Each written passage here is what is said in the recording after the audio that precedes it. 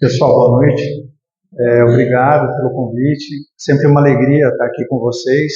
E eu vou começar pedindo desculpas, porque eu pedi para a coordenação providenciar o projetor e esqueci de trazer meu laptop. Eu gosto muito de trabalhar com imagens e eu gasto mais tempo, às vezes, escolhendo uma imagem para representar bem assim, o que a doutrina espírita está falando, do que para selecionar o texto. Mas isso não vai, de maneira alguma, diminuir a importância do que a gente está trazendo a respeito dessa obra aqui que eu escolhi para fazer um voo panorâmico com vocês. E depois, quer dizer, assim que terminar aqui a reunião, eu vou repassar para o Zé Amin a apresentação que eu fiz e ele compartilha com vocês no grupo da SODEC. Fiquem à vontade para estudar, porque são trechos do livro, não tem escrita minha. Eu gosto de ser bem fidedigno à fonte, né? É algo que a gente aprende muito no direito, a citar e dizer de onde vêm as coisas. E quero compartilhar com vocês, porque esse livro aqui, Ação e Reação, é um livro que a gente está estudando, terminando um estudo agora lá no estudo sistematizado da minha casa, Sociedade Espírita Irmã Rosália, fica ali no Areal, Águas Claras, e nós estudamos no nosso EDGE, além do Livro dos Espíritos, as obras de André Luiz. Então a gente revisita essas obras e estudamos já 2 vezes, todas as obras, já estamos na 3ª vez. Esse livro, ele sempre me causa um assombro muito grande quando eu vou estudar, porque ele é um livro que tira qualquer ideia que a gente tenha de vitimização a nosso respeito. A doutrina espírita, ela às vezes assusta muito aqueles que a estudam, porque, diferente de outras religiões, que muitas vezes, por mais respeitáveis sejam, elas indicam que os nossos erros são às vezes arquitetados por gênios infernais, ou que a vontade de Deus quis assim, que um nascesse de um jeito, outro nascesse assado. O espiritismo kardecista, ele nos traz diante da luz e fala: você é o herdeiro de você mesmo. Você não pode reclamar de nada que você passa, porque tudo que você passa, tudo que você sofre é consequência das suas próprias escolhas, ainda que sejam coisas que outros passam com você. Tudo isso é consequência de vivência sua atual ou de vivências passadas, de reencarnações passadas. Esse livro, ele trata exatamente disso. E ele foi psicografado pelo médium Chico Xavier. Eu até brinco, até quanto eu tenho de tempo? Toda vez eu esqueço. 40 minutos, né? Então tá, eu vou precisar de todos os minutinhos. Esse livro, ele é psicografado por Chico Xavier. Eu até brinco que eu estou preparando um curso, né, para fazer sobre o Chico, para estudar nos 6 meses na minha casa espírita, porque eu já li mais de 50 biografias do Chico. Hoje eu falo assim, daqui a alguns anos vão dizer que o Chico não existiu, porque foi invenção da inteligência artificial, etc, etc, né? Porque a vida dele foi tão fantástica e tão sobrenatural para aqueles que não conhecem o fenômeno espírita, que a gente custa acreditar que ele tenha psicografado mais de 470 livros. Esse livro aqui, da série A Vida no Plano Espiritual, lançado pela Federação Espírita Brasileira, ele é psicografado por André Luiz, que é um espírito de um médico famoso, eu não vou contar quem, vocês vão ler depois e descobrir, tem na internet. E André Luiz, ele simboliza toda a curiosidade humana e traz para nós, através desses livros que ele escreveu pela mediunidade do Chico Xavier, uma série de conhecimentos práticos sobre a vida espiritual, mas também sobre a vivência na Terra, como a gente deve viver na Terra. E esse livro especificamente, ele vem trazer para nós uma história que foi lançada por Emmanuel.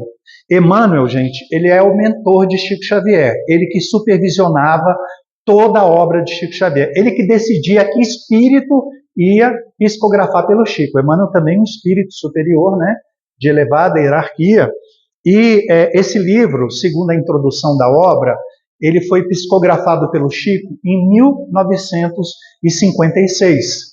Vai fazer ano que vem 70 anos. E ele foi lançado e editado em 1957, que era justamente, né, na metade do século passado, a comemoração dos 100 anos do lançamento da doutrina espírita com o Livro dos Espíritos, não é? Que é a nossa base doutrinária. E Emmanuel, ele traz nesse livro, na introdução, aí eu vou pedir a licença de vocês para ler um ou dois trechos. Eu estou com a apresentação aqui no celular. Ele diz aqui para nós: André Luiz nos faz sentir que o Espiritismo revela uma concepção de justiça ainda mais ampla. No início aqui da introdução, psicografada por Emmanuel, Emmanuel diz, né, citando von List, que era um criminalista da época, que a pena no direito penal é algo necessário e que as instituições da Terra, ainda que imperfeitamente, copiam aquilo que existe no plano espiritual, ainda que de forma imperfeita. Então, a nossa justiça penal terrestre, ela tenta copiar, guardada no nosso grau evolutivo, as diretrizes do plano espiritual. E a pena é necessária. Aquele que errou, aquele que cometeu uma infração à lei, ele deve pagar por isso, não é? E a lei de Deus, ela registra de forma precisa, absoluta, inexorável, todos os nossos atos, bons ou maus, na nossa consciência. O Evangelho, ele traz aí até uma frase que ele diz assim na lição dever, que a consciência, que é a guardiã da nossa probidade interior, da nossa moralidade interior. E o que diz o Livro dos Espíritos? Que a lei de Deus está gravada em nossa consciência.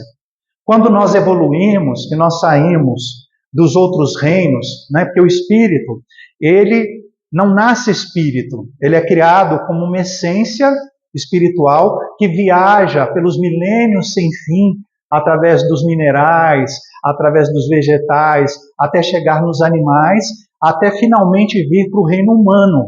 E no reino humano, essa essência espiritual sofre determinadas operações magnéticas e adquire o livre-arbítrio, que é a capacidade de decidir por si mesma, depois de várias experiências no reino animal, não é? Os espíritos, eles então, com o livre-arbítrio, que é a capacidade de decisão, passam a ser responsáveis pelos seus atos. E Deus, quando nos concede o livre-arbítrio, ele coloca dentro de nós um chip, não é? Ele coloca um código-fonte das leis divinas na nossa consciência, que é um lembrete do que é certo. O que é a lei de Deus? Jesus resumiu: amar ao próximo, né? Amar a Deus sobre todas as coisas e ao próximo como a ti mesmo, né? 3 mandamentos. Nós nos amarmos, amarmos o próximo e amarmos a Deus sobre tudo, não é? E nessa viagem, o espírito, ele vai gravando na sua consciência de alma imortal, de espírito eterno, todos os atos que ele cometeu. Por isso que é comum, inclusive, a ciência registra que tem vários estudos mostrando que pessoas que passam por experiência quase morte, elas têm, né, aquelas pessoas que quase morrem, mas voltam, elas têm uma visão rápida da sua vida, desde a infância até a hora da quase morte. É como se a mente estivesse rebobinando tudo para poder gravar. E nas obras espíritas isso também é mostrado para nós. Quem já passou por uma experiência quase morte sabe disso. Eu já passei por uma, né? Ali a minha amiga Regina também já passou. Eu tive uma parada respiratória numa mesa cirúrgica e realmente é uma coisa assim muito grandiosa, não sei explicar. A gente vê a vida toda em perspectiva, né? Então, isso existe porque quem vai fazer a lei de Deus se cumprir, a justiça cumprir, somos nós mesmos. Aí que entra a grande verdade que o Espiritismo traz e que, às vezes, assusta e afasta muita gente. Porque é muito mais fácil a gente culpar o demônio, a gente culpar o diabo, a gente culpar o obsessor, a gente culpar a esposa, o marido, o filho, qualquer outra pessoa das nossas dificuldades do que a gente assumir que nós somos os herdeiros de nós mesmos. Nós somos os responsáveis por tudo que somos, por tudo que não fomos, por tudo que somos e por quem seremos também, porque o futuro está embutido aí. E na introdução, Emmanuel coloca para nós aqui: quanto mais esclarecida a criatura, tanto mais responsável e entregue naturalmente aos arestos da própria consciência, na terra ou fora dela, toda vez que se envolve nos espinheiros da culpa. Quando a gente comete uma infração à lei divina, que está gravada em nós, em algum momento, vamos ter o despertamento e vai vir a culpa, vai vir um arrependimento, e o remorso, e a vontade da reparação. É claro que isso é um tempo espiritual que varia de pessoa para pessoa. Nós temos, por exemplo, de acordo com os estudos psiquiátricos, que aquelas pessoas que se chama hoje de sociopatia, antigamente falava que era psicopatia, que às vezes que demonstram não ter traços de remorso, nem de empatia com pessoas que cometem às vezes crimes horríveis e tudo, que essas pessoas, né, não têm remorso. Não tem aqui, talvez, devido a um adoecimento da alma, mas no espírito imortal que ali reside naquele corpo transitório, aquilo está gravado e um dia virá à tona. Esse livro mostra para a gente com propriedade. E Emmanuel diz aqui: o Espiritismo, por isso mesmo, é o disciplinador de nossa liberdade, não apenas para que tenhamos na Terra uma vida social dignificante, mas também para que mantenhamos no campo do espírito uma vida individual harmoniosa, devidamente ajustada aos impositivos da vida universal perfeita, consoante as normas da eterna justiça, elaboradas pelo supremo equilíbrio das leis de Deus. Lembrando que a justiça terrena está muito, muito longe da justiça divina. Não é? Tão longe da justiça divina como nós estamos longe da evolução de Jesus. No livro Consolador, Emmanuel diz que, em termos evolutivos, nós ainda estamos mais próximos dos macacos do que dos espíritos angélicos. Nós estamos ainda bem no início da nossa caminhada, mas estamos caminhando, não é? E a nossa justiça na Terra, ela é um arremedo da justiça divina, uma imitação que tenta buscar, cheia de defeitos inerentes à nossa condição. Mas a justiça divina, ela foi feita por Deus, e Deus sabiamente colocou cada um de nós para ser o seu próprio algoz, para ser o seu próprio juiz e para ser o próprio executor daquela pena. Nós criamos o nosso presídio, nós criamos as nossas penas.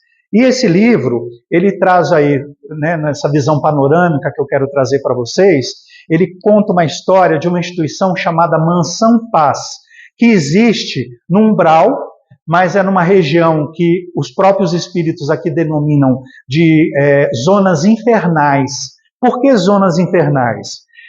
Essa Mansão Paz, não é Mansão da Paz, é Mansão Paz mesmo. Ela é, tipo, eles colocam como um mosteiro de São Bernardo, que é um mosteiro que existe entre a Itália e a Suíça. E ele existe ali entre aquelas regiões, né, montanhosas, etc., os Alpes, principalmente. E esse local, ele reside no meio de um intenso nevoeiro. Por que ali é considerado uma zona infernal? Porque os espíritos que ali estão, eles saíram da Terra, deixaram o corpo físico, e todos estão ali aglutinados, juntos, formando um imenso grupo, baseado na sua afinidade, porque é assim que ocorre quando a gente desencarna. Quando nós perdemos o nosso corpo carnal, nós vamos ser arrastados, chamados, atraídos magneticamente para espíritos do mesmo padrão que o nosso. Isso é uma lei de Deus. Então, os espíritos que têm uma grande culpa, que tem um grande remorso ou que tem ainda uma grande maldade, eles vão se agrupar por espécie. Isso é natural. A própria física mostra isso, né, em relação às partículas menores que a gente tem, né, dentro dos estudos dos elementos. E na lei de Deus não é diferente. Então, lá nessa região onde se passa esses estudos que André Luiz nos traz, eles estão com vários espíritos ali, cercados, trabalhando ali naquela mansão. Para entrar na mansão já significa que o espírito ele já quer melhorar, e do lado de fora da mansão, que é um tormento imenso, né? Como a novela que recém passou aí de novo, Nosso Lar, a gente imagina, são sofrimentos, gritos, choros, impropérios, etc. Por quê? É o que o mentor que nos explica aqui, Druso, o mentor do livro. Todo o livro de André Luiz tem um mentor que orienta André Luiz e Hilário, né? São dois médicos que atuam conjuntamente. Druso, ele explica que ali naquela região estão espíritos que estão numa faixa vibratória de muita culpa, de muito remorso, ou às vezes ainda de fazer sofrer outros espíritos que ali estão. Eles às vezes estão funcionando como demônios. E por que os espíritos inferiores podem atormentar outros espíritos? Porque esses que são atormentados permitem. Porque eles ainda se sentem culpados a ponto de permitir que sejam maltratados. Isso acontece até psicologicamente, né? Quando a gente está numa relação abusiva e a gente repete um padrão, não é assim? A gente fazendo uma terapia e fazendo uma terapia bem feita, a gente verifica que só, né, a pessoa fica naquela relação muitas vezes porque de alguma forma ela se deixa prender ali. Quando a gente trabalha principalmente com as mãezinhas carentes, vê, né, como vocês cansam de ver aí no noticiário, crimes ligados às mulheres, né, feminicídios, agressão. Aí é preciso muita terapia, é preciso muito apoio, é preciso revisitar muito a vida daquela vítima para ela entender o porquê que ela age daquela forma e admite ser maltratada, para ela sair daquela condição. E isso ocorre no plano espiritual também. Enquanto o espírito não cai em si e ele não ora, ele não busca a ajuda de Deus, para ele ter um lampejo de claridade e ser recolhido, ele vai sofrer as consequências ali de ficar naqueles pensamentos destrutivos ou de ser ele mesmo um agente destruidor. Mas tudo aí, nesses locais chamados zonas infernais, umbral, que seja, é transitório. A única coisa permanente na lei de Deus é o bem, é o amor. Todo o resto é transitório, gente. O mal, ele só existe como a sombra existe pela ausência de luz. Pode ficar a sala toda escura aqui. Se a gente acender um palito de fósforo, já não vai ser visível a uma distância imensa? É assim que funciona. Por maior seja a sombra e por menor seja o bem, às vezes, em determinado momento, o bem sempre vence a sombra. E é o que vai acontecer na nossa jornada evolutiva também. Então, nessa região, ficam espíritos que têm essas dificuldades e que muitas vezes eles sofrem muito lá. Aí André Luiz pergunta, mas instrutor, esses espíritos que já estão desencarnados e sofrendo nessa região, eles já não estão purgando os males que eles fizeram na Terra? E o instrutor responde aqui com uma clareza muito grande, não é? O desespero vale por demência, a que as almas se atiram nas explosões de incontinência e revolta. Não serve como pagamento nos tribunais divinos. Não é razoável que o devedor solucione com gritos e impropérios, né, palavrões, os compromissos que contraiu, mobilizando a própria vontade. Então, às vezes a gente pensa assim, eu fiz umas coisas erradas aqui na Terra, vou desencarnar, vou para o umbral, está tudo bem, pago no umbral. Não é assim. A gente, primeiro, para chegar no umbral, já é sinal de que a gente já está com uma relativa condição de ser socorrido. E do umbral ser levado para alguma instituição. Mas a nossa revolta, até no plano espiritual, ela não é, né, e o eventual sofrimento que a gente tem no plano espiritual, não é pagamento dos males que a gente fez. Porque é preciso, como dizia Jesus, que a gente pague ceitil por ceitil, centavo por centavo, aquilo que a gente fez. E todo o caminho que a gente deslustrou, que a gente destratou, nós temos que voltar para corrigir.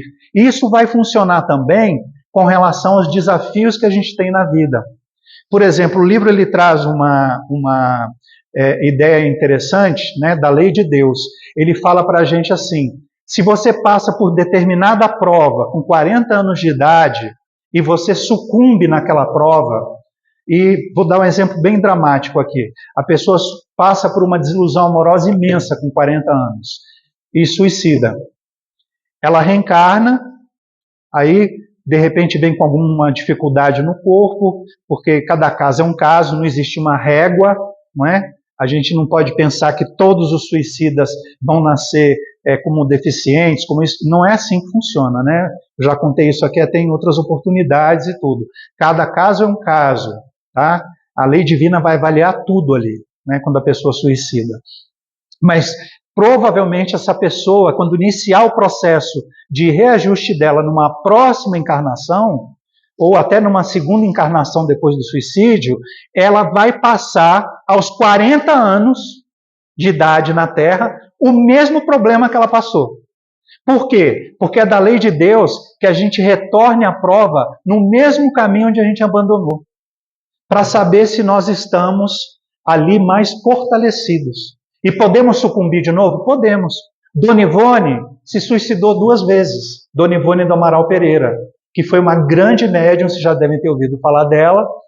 Chico Xavier, que não era de ficar elogiando ninguém, e nem gostava de ser elogiado. Ele chamava a Ivone Pereira de a heroína silenciosa, porque ele sabia das lutas que ela carregava. Ela suicidou 2 vezes. Uma como Andréa de Guzmán, se jogando no penhasco, e outra como Leila, quando ela viveu em Portugal e se jogou no Rio Tejo, deixando o esposo e a filhinha abandonados. E ela reencarna aqui como Ivone do Amaral Pereira, com várias dificuldades pessoais. Uma vida belíssima que vocês têm que ler depois. O Zé Amin pode indicar para vocês aí várias obras que contam a trajetória dessa alma, várias palestras muito boas sobre ela. Então, o sofrimento, ele é inerente à nossa condição humana e espiritual. Todo mundo sofre. Sofrer não é privilégio de ninguém. Um bandido sofre quando ele não consegue realizar um crime. É um sofrimento. Ele planeja, tenta executar, não consegue. Ele sofre. A questão, aí vamos lembrar do Evangelho, é o bem e o mal sofrer. O sofrimento é válido para nós, perante a lei de Deus, quando dele nós conseguimos sair pessoas melhores. Melhores com base em que régua, Ricardo? Com base na régua das leis de Deus, que Jesus resumiu no Evangelho. Não é qualquer sofrimento, não é qualquer melhora. Então, quando a gente sofre reclamando, nós já estamos perdendo pontos. Porque uma das primeiras coisas que a gente faz em nosso próprio benefício é não aumentar as nossas dores nos revitimizando todo o tempo. Ah, eu sofro muito. Ah, eu passo muita dificuldade. É aquela pessoa, isso é natural, ocorre com muitos de nós. Você vai cumprimentar, aí a pessoa vai apertar sua mão, tá aquela mão gelada, né? Você quer dar um aperto de mão que até socialmente se pede, né? Um aperto de mão, não precisa esmagar a mão do outro, mas não deixar aquela mão mole, gelada. Aí a pessoa fala: tudo bem, fulano? Aí a pessoa: não tão bem quanto você, estou sofrendo tanto. E aí começa, né? Por quê? Porque a pessoa carrega já, na estrutura psicológica dela, uma necessidade de se revitimizar. Por quê? É uma característica nossa para a gente não assumir a responsabilidade de que a gente tem que mudar. É muito melhor culpar os outros, culpar a vida, culpar o cachorro, culpar a falta de dinheiro, culpar o excesso de dinheiro, culpar as drogas, do que a gente assumir a responsabilidade. Então esse livro, ele nos chama para a responsabilidade. E o sofrimento, ele vem muitas vezes como um temporal na nossa vida, sofrimentos físicos, morais, familiares, financeiros, o que seja, vem às vezes de forma devastadora. Vamos olhar aí, agora há pouco teve um tornado no sul, A gente se banaliza às vezes, né? Banaliza essas visões. Ah, teve um ciclone na América Central, morreu tantas pessoas. Aí a gente passa o dedo na tela e nem liga, né? Mas, gente, quem já passou por um caso desse, perder tudo de material, e não só, perder os afetos, perder uma família inteira, a gente não tem ideia do que é isso, não é? Mas eles veem esses sofrimentos, e é o que a gente tem que lembrar em função dessa obra que André Luiz traz. Nenhum sofrimento ocorre sem que haja uma razão lógica e dentro do amor divino. Porque se é verdade que a justiça divina é perfeita, ela é incorruptível, nós temos que lembrar que Jesus também disse que o amor cobre a multidão dos nossos pecados. Então, guia prático, segundo o livro aqui, para a gente saber sofrer bem. Não aumentarmos o nosso sofrimento, nem o sofrimento daqueles que nos cercam, nos revitimizando. Igual o Chico falou uma vez, né? Emmanuel falou para o Chico, morra com educação. Aprenda a morrer com educação. A gente pode trazer isso para a vida. Aprenda a sofrer com educação. Você vai desabafar com alguém? É claro. Não está dizendo para você ficar sofrendo, gemendo sozinho, com um travesseiro na boca e gritar sozinho. Não, você vai escolher os corações. Mas não generalize aquilo. Não faça daquilo uma cantilena, um rosário que você desfia toda hora.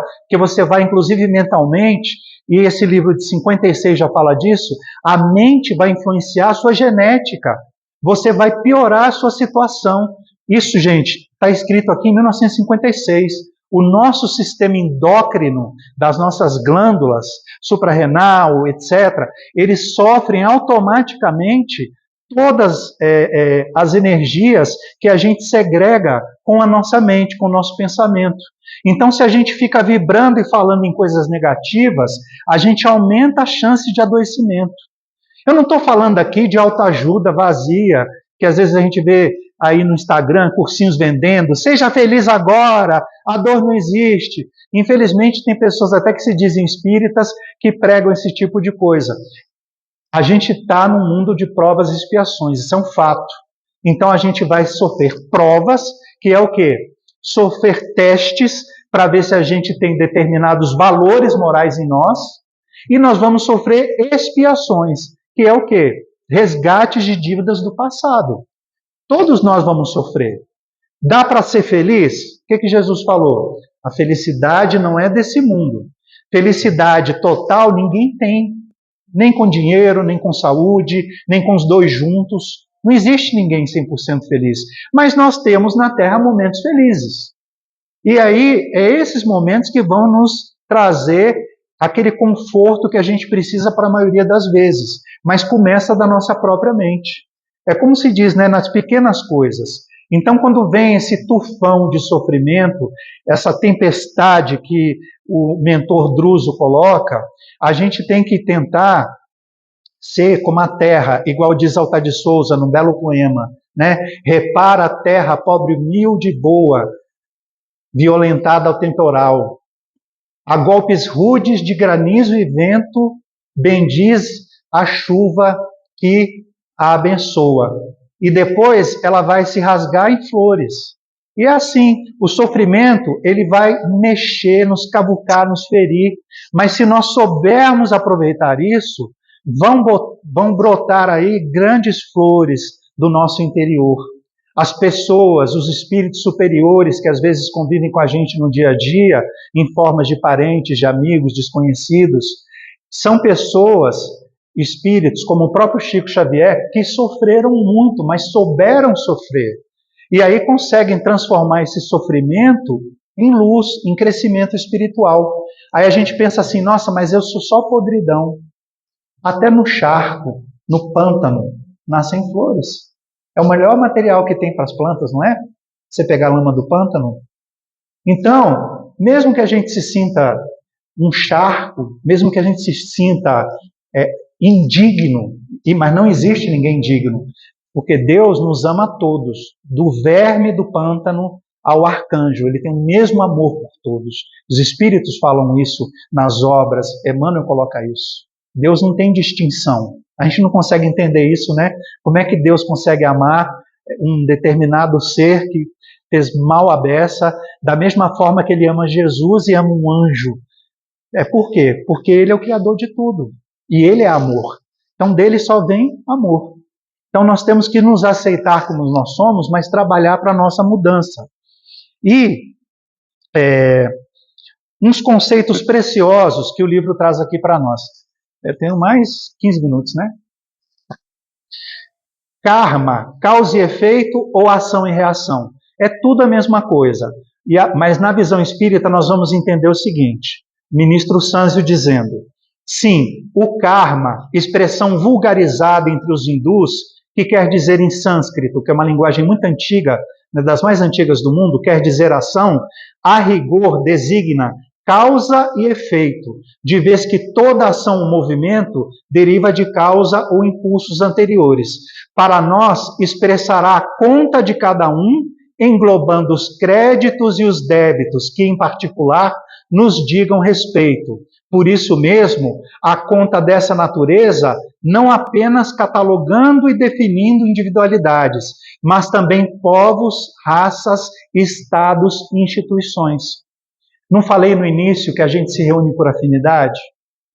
Emmanuel, no livro A Caminho da Luz, que é um livro belíssimo, que conta a história da humanidade desde os primórdios, desde a criação, quando Jesus, com outros espíritos, tirou do Sol, da nebulosa solar, a massa que viria a ser a Terra, bilhões de anos depois.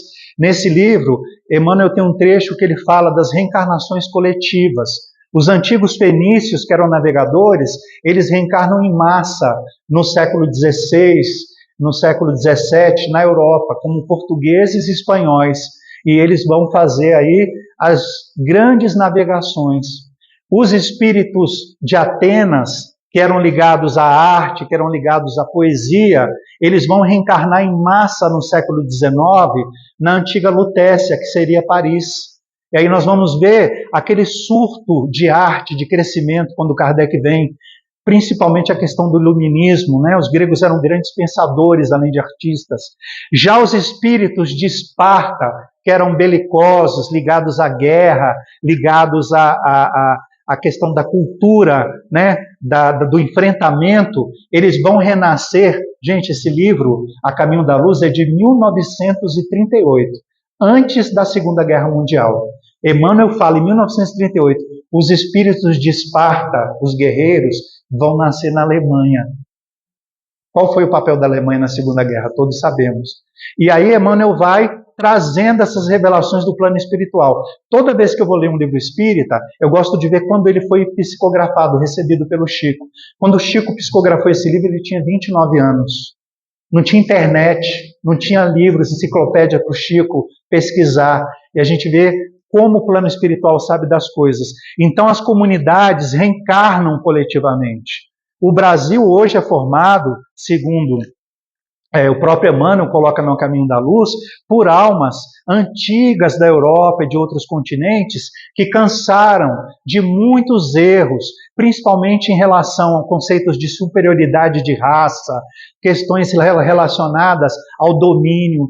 Por isso que o Brasil, embora tenha sérios problemas políticos, estruturais, de racismo, de violência, refletindo aí, né, um mundo que nos cerca, mas o Brasil tem uma grande tendência à fraternidade.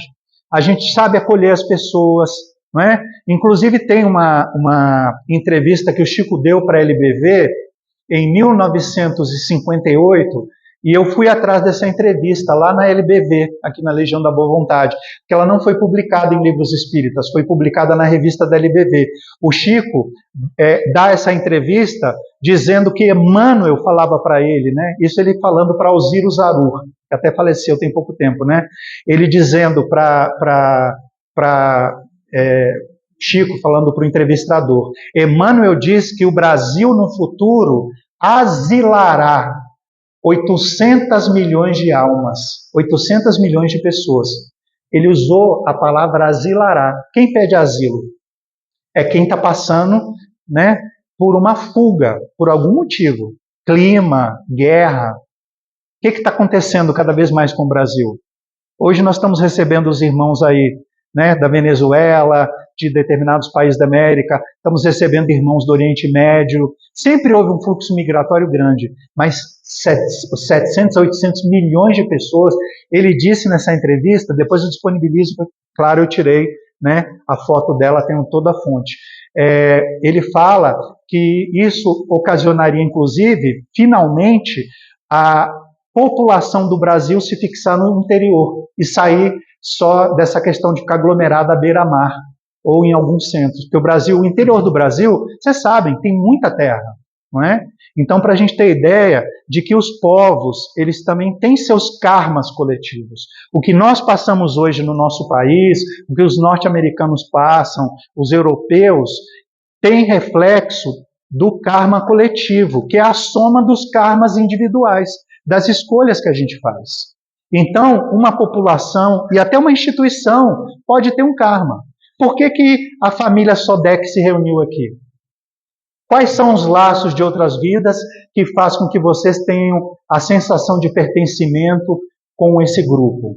Por que esse grupo busca auxiliar pessoas em situação de vulnerabilidade? Por que quando eu tinha 19 anos, eu fui parar lá numa favela, muito antes de existir Águas Claras, e meu coração ficou ali? E eu não sei explicar. E depois os mentores vieram dizer, porque esses espíritos que aqui estão, são muitos que vocês conduziram a erro em vidas passadas. Hoje vocês vão trabalhar aqui durante décadas, nós já estamos lá há quase 40 anos, não é? Trabalhando para o quê? Para reeducar aquelas almas que a gente, em passado, ele diz aí de 4, 5 séculos atrás, deseducamos. Aquelas mãezinhas, aqueles paizinhos, aquelas crianças que vão. E para ir encerrando aqui para a gente, que para variar sempre eu coloco coisa demais, que eu tenho um hábito muito grande de querer compartilhar essas maravilhas que a doutrina traz para nós. Emmanuel, ele fala das reencarnações retificadoras. Essa parte do livro, para mim, é o capítulo 19, é a mais didática da lei divina. Fala principalmente dos sofrimentos físicos. Eu vou me permitir aqui ler para vocês, porque é melhor eu ler do que tentar explicar aqui com as minhas palavras aqui. O que Emmanuel diz aqui para nós?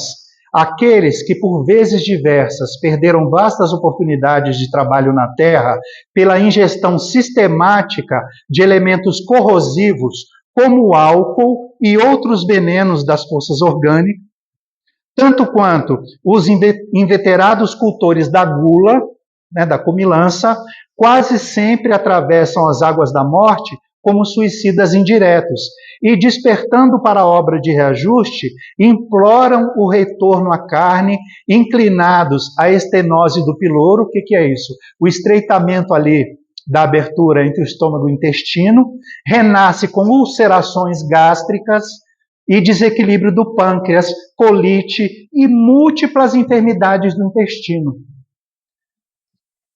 Essas colocações aqui não são minhas, são de André Luiz. Não se está dizendo aqui que tudo é isso, mas que na maioria dos casos, no nosso grau evolutivo, é isso. Eu, por exemplo, tenho intestino irritável, que é puramente uma doença, né, que a gente desenvolve ligada às emoções. Se eu ficar desequilibrado demais emocionalmente, meu intestino ataca, não é? É assim uma coisa, tem que manter a calma, tem que ficar calmo, e por aí vai, não é? Então ele traz aqui esse exemplo. Outro exemplo que ele traz, inteligências notáveis, com sucessivas quedas morais, através da leviandade com que se utilizaram do esporte e da dança. Olha que interessante, pessoas que tinham uma inteligência corporal muito grande, né? Sabe dançar, sabe ser desportista, mas que usaram isso com leviandade, espalhando desespero e infortúnio nos corações afetuosos e sensíveis, pedem um novo corpo com ameaças de paralisia e reumatismo, visitas de achaques, né, dores e neoplasmas. O que é neoplasmas? Tem neoplasmas benignos e malignos, crescimento de tecido. Não é? Então pode ter aí um tumor benigno ou maligno. Essas pessoas renascem assim, com doenças que vão obstar o movimento demasiadamente livre. Então elas nascem com limitações. porque estão expiando esse uso indevido daquela liberdade que elas tiveram outrora. Eu estou citando alguns exemplos aqui pessoais, coisa que às vezes eu não gosto de fazer, mas é porque isso aqui me toca muito. Eu tenho um irmão que teve paralisia infantil com 3 meses de idade. E ele sofre muito por isso até hoje. Então é muito consolador você entender isso, né? Ele até conversa comigo sobre esses temas e tal, porque são situações que a gente vê, mas que a gente consegue enxergar através daqui a justiça divina e saber que isso é transitório, gente. Uma vida nossa aqui é um piscar de olhos para a eternidade, não é? Outra coisa que traz aqui o mentor: companheiros que em muitas circunstâncias se deixaram envenenar pelos olhos e pelos ouvidos, comprometendo-se em vasta rede de criminalidade através da calúnia e da maledicência. O que é calúnia? Imputar fato criminoso a alguém. Maledicência, fala mal, fazer fuxico, fofoca. Não é? Pessoas que usaram os olhos e ouvidos para isso imploram, olha o verbo que ele usa, veículos fisiológicos castigados por deficiências auditivas e visuais que lhes impeçam recaírem no mesmo erro. Eu uso aparelho de surdez nos 2 ouvidos há 10 anos. A minha família toda tem surdez neurosensorial. Aí, preparando a aula, eu mandei assim, falei, nós somos um bando de fofoqueiros e linguarudos da vida alheia. Aí peguei o trechinho e mandei para meus irmãos, porque todo mundo tem que usar, é uma surdez que não tem cura, não é? A gente ouve super errado. E então a gente vê que há um equilíbrio entre as doenças com comportamentos. Isso é fantástico. Nenhuma religião, nenhuma crença filosófica traz isso de forma tão clara, não é?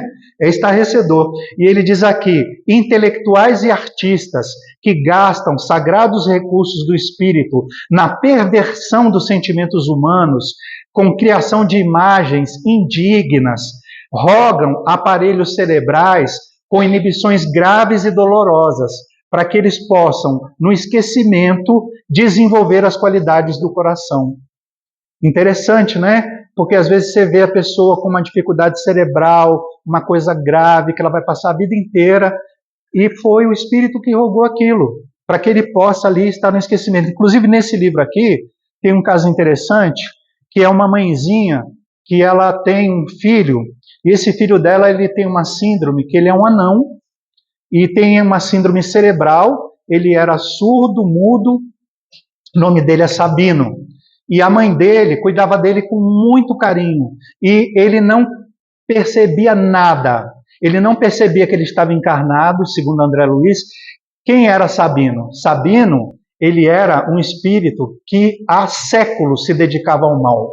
E quando ele estava desencarnado, ele chefiava uma legião de espíritos que eram ligados ao mal. Ele foi reencarnado compulsoriamente, porque aqui ele está dando exemplo de reencarnações com doenças que a gente pede. Mas existem espíritos ainda tão atrasados que eles são reencarnados sem ter consciência. Sabino era esse caso, está num dos capítulos aqui do livro, que ele é colocado num corpo completamente disforme, um corpo completamente diferente da figura espiritual dele, para quê?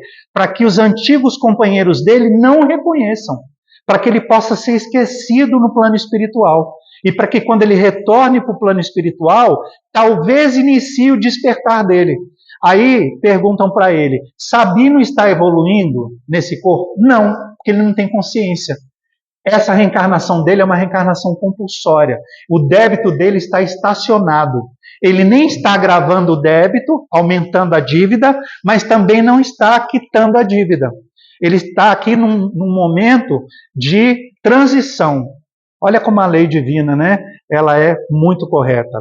Homens e mulheres que abusaram da beleza e da perfeição da forma para disseminar a loucura e o sofrimento, que saem seduzindo com falsas promessas, como ele diz aqui, solicitam corpos vulneráveis, com dermatoses, dermatites, né? Atópicas, eczemas, tumorações, para que sejam constrangidos a novas lutas educativas.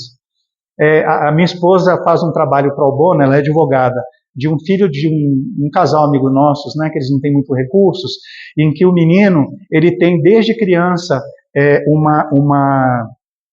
uma condição de pele, né? Ele tem uma dermatite atópica, a pele dele parece pênfego, que é o fogo selvagem, mas não é o pênfego, né? Que a pele parece que está queimando, mas ele fica com a pele cheia de feridas e pústulas, e ele sofre muito. Até hoje, para ele andar de ônibus, tem que ir o pai ou a mãe, ele está formando na UNB, porque ele morre de vergonha da condição dele.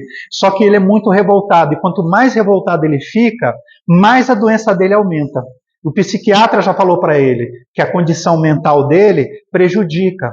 E ele foi criado em berço espírita. Só que ele fala, né, eu não aceito isso, eu não aceito ter essa doença. Né? E assim, a gente conhece ele desde que ele nasceu. E a gente trata da melhor forma, tenta, né, verificar com ele. E ele fala, eu sou um espírito rebelde, eu não aceito esse corpo, eu quero outro corpo. E a gente fica, né, trabalhando com ele, levando para o psiquiatra até para evitar dele cometer algo pior. Grandes faladores que escarneceram da divina missão do Verbo, incentivando multidões ou enlouquecendo almas desprevenidas, suplicam doenças das cordas vocais, para que, atravessando afonias periódicas, né, perda da voz periodicamente, desistam de tumultuar os espíritos por intermédio da palavra brilhante. Olha que interessante, né? Às vezes a pessoa, já teve gente que chegou para mim e falou, nossa, eu gostaria tanto de falar, mas eu gaguejo, eu não consigo articular minhas ideias, eu tenho dificuldade de falar em público, meu sonho era falar em público. Já vi pessoas assim em curso de oratória, e às vezes a pessoa tem realmente alguma inibição, algum problema, ela não consegue ali, naquela existência, resolver isso, não é? Mas fica o projeto para a próxima vida, porque com certeza, né, a gente vai vencer essas dificuldades aí. E para finalizar aqui, milhares de pessoas que transformaram o santuário do sexo numa forja de perturbações para a vida alheia, arruinando lares e infelicitando consciências, imploram equipamentos físicos atormentados por lesões importantes no campo genésico. Aí a gente vê, não é, muitas pessoas com dificuldades na parte genital, endometriose, ovário policístico. Estou citando os casos lá de casa, viu? Endometriose, ovário policístico, crises que tem que ir para o hospital, de vez em quando carrega o filho para o hospital para poder tomar remédio, porque tem dores horríveis, tem que operar, risco de não ter filho e por aí vai. Tudo isso, gente, são provas que normalmente, para o nosso nível evolutivo, nós que já aceitamos a doutrina espírita, são provas que a gente pediu, na verdade, resgates do mau uso do nosso corpo físico. Então, claro que a gente tem que terminar aqui com uma palavra de esperança, né? Porque toda palestra, ela tem que instruir, mas ela tem que consolar acima de tudo. Nós somos hoje, e nos sentimos muitas vezes, como lagartas, feiosas, gordinhas, que estão ali comendo folha, né? Mas esse sofrimento que a gente passa, essas dificuldades que a gente vivencia, aqui eu citei várias, né? Que são, na verdade, narradas não por mim, por André Luiz, e além das dificuldades emotivas, afetivas que a gente tem nos nossos relacionamentos, tudo tem uma razão de ser. Então, cabe a nós, com o esclarecimento que a doutrina espírita traz, por isso que nós devemos estudar individualmente. É um convite que toda vez eu faço. Nós temos que ser os nossos próprios professores. Muita gente fica assim, o que tem de novidade na doutrina? A novidade é o livro dos Espíritos. A novidade são as 400 e tantas obras psicografadas pelo Chico, que tem ensinamentos valiosos que a gente vai levar centenas de anos para entender e milhares de anos para praticar. Mas a gente tem que começar. Não é assim? O ensinamento vem primeiro pelo cérebro, depois a gente introjeta ele no coração e um dia ele sai em forma de trabalho pelas nossas mãos e vai direcionar os nossos pés. Então não importa o que a gente fez no nosso passado. Não vamos procurar isso, fazer regressão, fazer nada. Isso aí é um erro. Não se deve buscar resposta em regressões, etc. O Chico abominava isso. Quando a pessoa tem que saber algo do passado, isso vem revelado a ela de forma espontânea, até por terceiras pessoas, sem que ela peça. E é a exceção da exceção. Nós já sabemos quem fomos pelas nossas tendências de hoje. As nossas tendências de hoje no campo moral indicam quem nós fomos no passado, não é? E, usando hoje os recursos que nós temos, nós estamos, como lagarta que somos, construindo aí as belas asas para sermos borboletas perante a primavera das leis de Deus. E é isso que importa. Todas essas dificuldades aqui vão passar. Daqui a algumas décadas vamos estar todos no plano espiritual de volta, né? E vamos, com certeza, nos sentir numa posição melhor se soubermos aproveitar esses esclarecimentos. Então, peço a vocês, porque aqui, lembrando um orador da Bahia, José Petitinga, eu sou um doente ensinando para outros doentes a receita, um remédio que eu mesmo ainda não sei usar direito, mas que eu sei que é muito bom.